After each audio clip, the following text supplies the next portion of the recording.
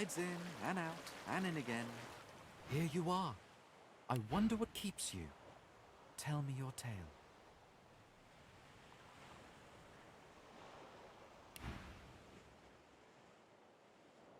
We are unfamiliar yet familiar. We are the same material, you agree? I am very curious. So tell me your tale. Start from the beginning. Start from where you come. I see. Now tell me more. Tell me what you do. Tell me what you find. I understand. Now tell me how your story ends. A heavy burden to walk in a world that you no longer belong in. Take this rope. It is a gift. It is common, but it helps you lift burdens. It is nothing. Many fragments swirl on my shore. See what I gather.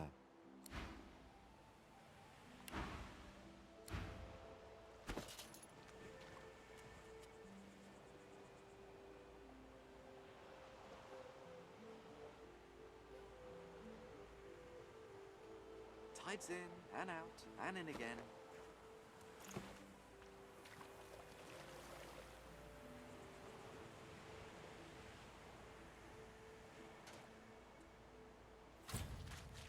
The woman looks out on the gently lapping waves.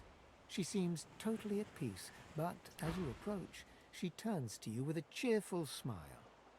Haven't seen you around here before. New? Well, don't worry too much if you have a hard time settling in. Takes a while to get used to the place. You here alone?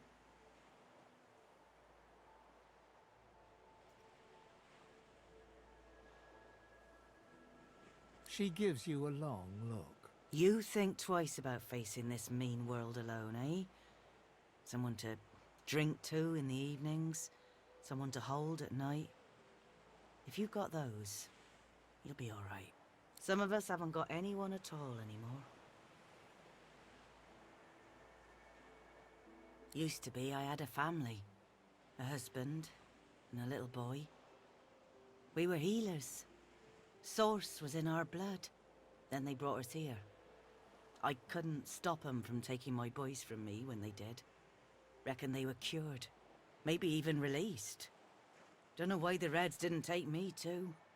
Now I'm just waiting for him to call my name. Waiting and remembering. Her eyes sparkle. Kind of you to ask. Stefan, he was my little one.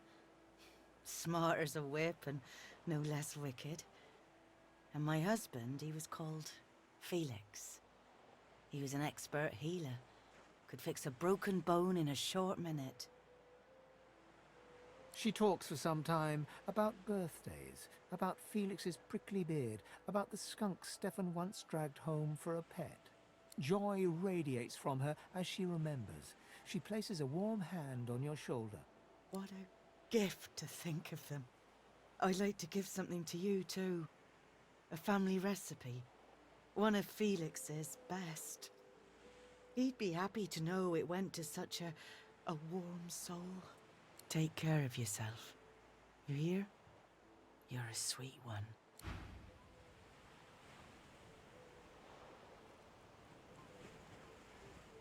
Patience, Mal. Patience.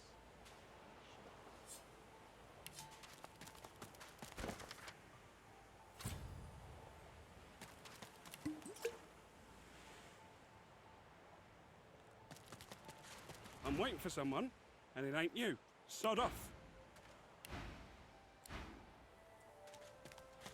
Say, he likes it big and strong.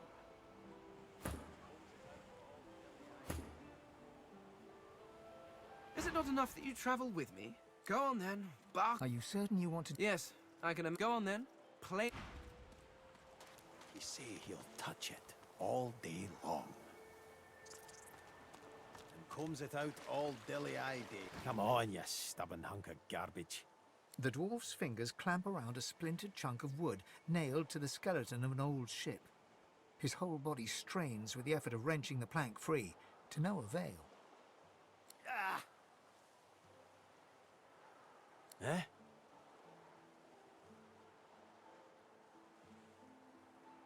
Oh, that. Won't be my first or last roll on a lost boat. Reckon I might have had a harder time of it without your help, though. Bravery on the high seas is rewarded tenfold in the hall, you know. Now, if you'll excuse me, I've got business to attend to. The dwarf spits into each of his calloused palms and rubs them together before placing them both back on the plank and pulling.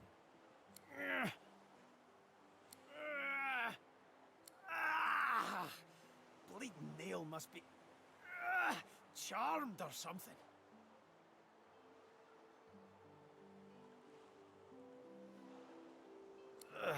Go on then, give it a go. You grab the plank and pull. The rusted nail pops loose, and the plank promptly crumbles to pieces in your hand. Oh, look at that. Nice of you to finish the job after I loosened her up. He winks and flips a gold coin toward you. It makes a long, high arc, glinting in the sun, and lands squarely in your hand. For your trouble.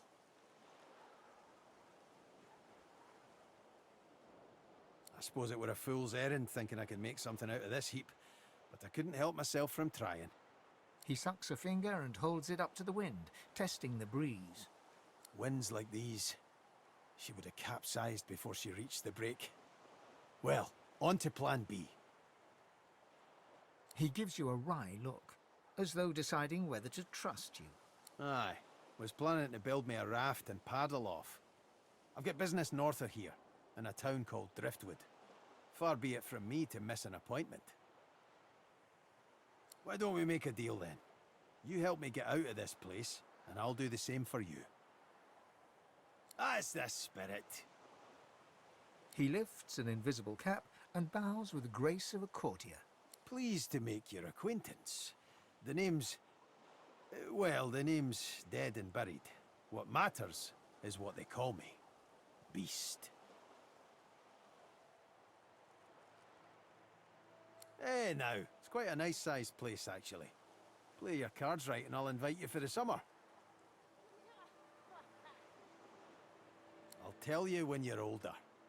Anyhow, we're a team now, so the me is not half as important as the us. Let's get down to brass tacks. Fighting, I mean. I've been up and down the realm so often it'd make your cabbage spin, and I picked up a few tricks along the way.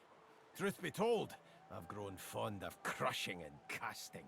A battle mage, if you like. But there's not so important as team dynamics. So what'll it be? Then it's settled.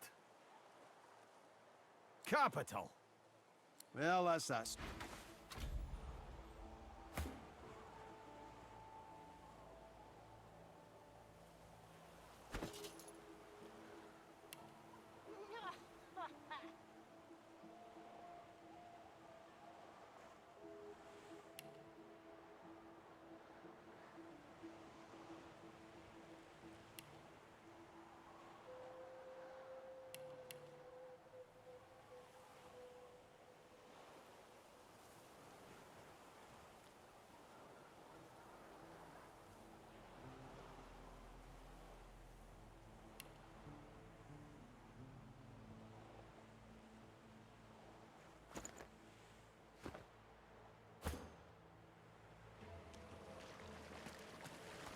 Ah, coloured like a dog. A very pink, very long dog. I'd pity you, but Shaka the Ineffable has no patience for weakness. I'd like to see you try, meatbag. Shorth caught her through me like a tidal wave, ready to break over your pathetic cowed head at my command. But of course, they'll happily dump your maggot-ridden corpse into the sea when they're through with you. Sorcerers dance while magisters pull the strings. Fools all! Their tomfoolery won't save them from the destruction the void shall wreak upon them. This power is my birthright, same as yours, but one of us has grown to astounding heights, and the other has sunk into depths too humiliating to describe. Pity. Ha! Of course, precious. But which is worse, the cure or the disease?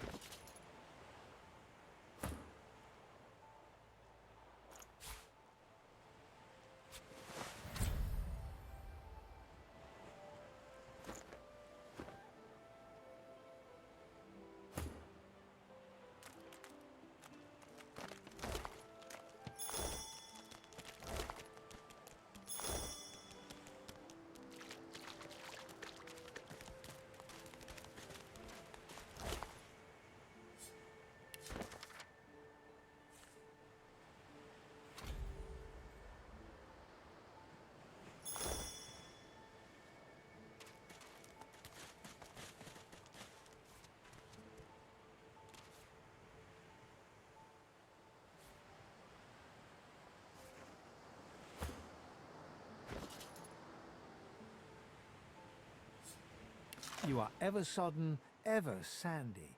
The smell of guts and sea waste cling to you like a ghost. You sought freedom, the life of a seaman, but you didn't find it. Looking around Fort Joy, you feel excited.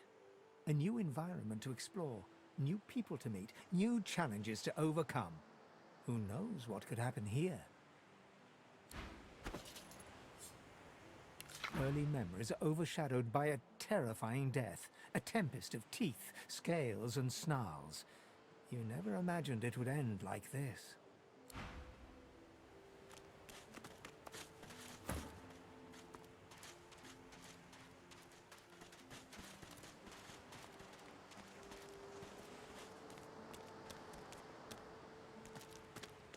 What's this? I found something.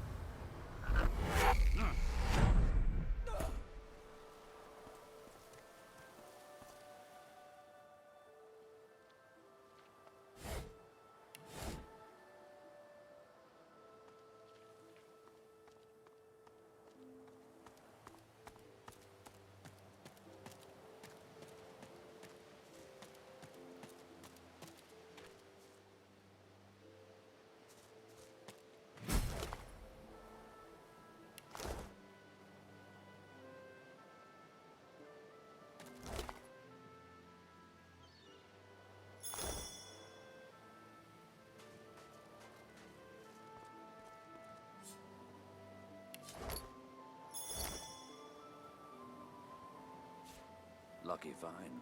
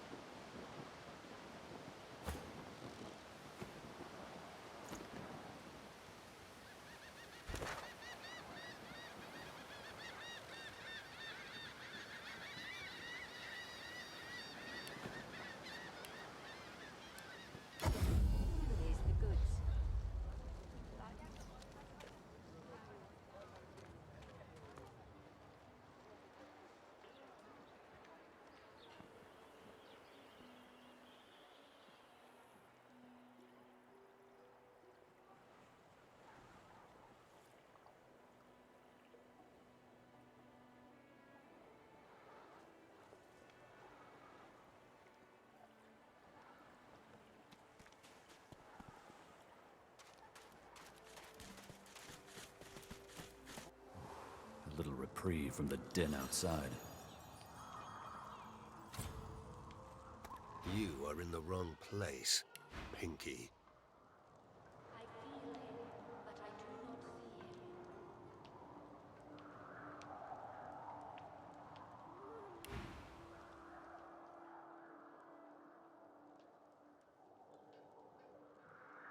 see him. Military, are you? Be at ease here, and well met. Let me know if you need any armaments. I offer them to a fellow serviceman at a few coins discount. The soldier stands to attention.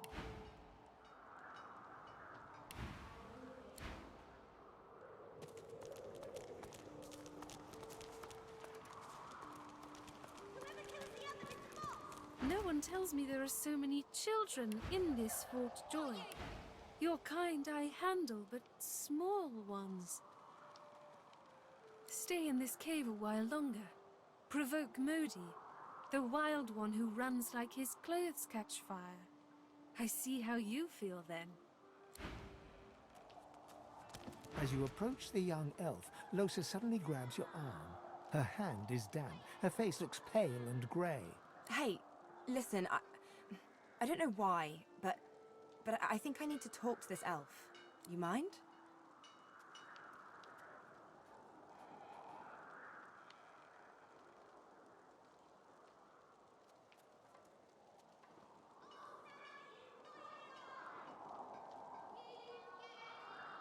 She jerks her hand away.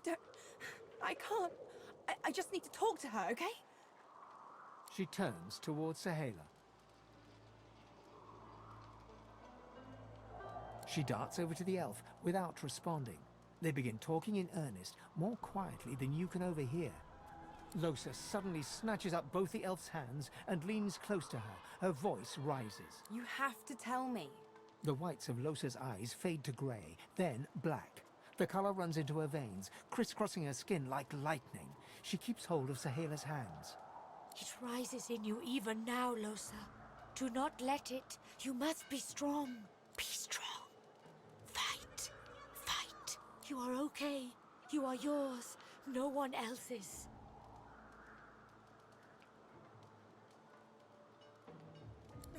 Shut up.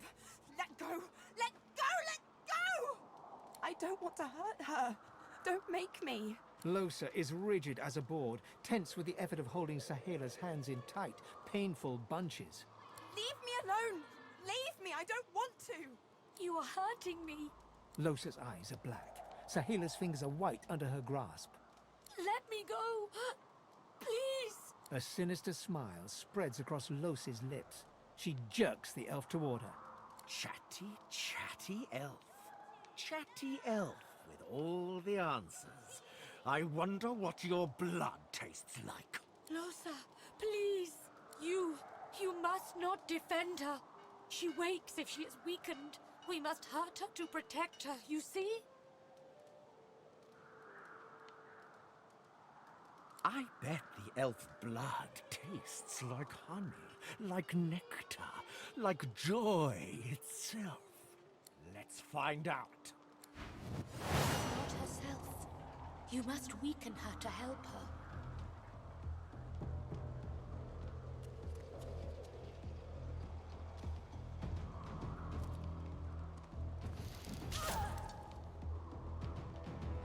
I am sorry, Losa. It is almost enough. A few more hits. She comes back to us when she is weaker.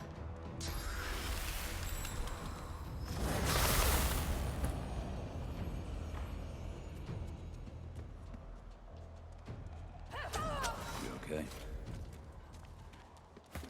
Yeah, thanks. What? Don't look at me like that.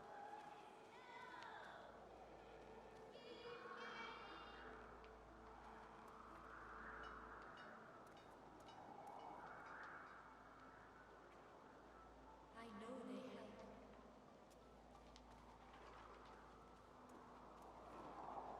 Good. I don't. Let's keep moving. I want to get out of this bloody place as soon as possible. I'm fine. You're fine. We're fine. I just want to get out of here. Let's go. The young girl's eyes are covered, but she turns towards you when you approach. She smiles as though she recognizes you, though she couldn't have seen your face. Ah, hello. Quite the blood-soaked journey has led you here.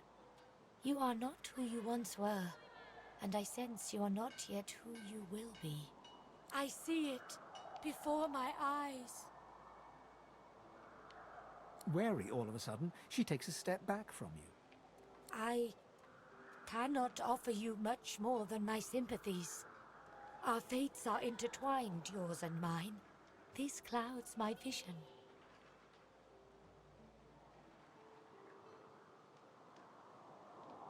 Ah, you help him. Your open heart surprises even me. You bless me. You bless us all.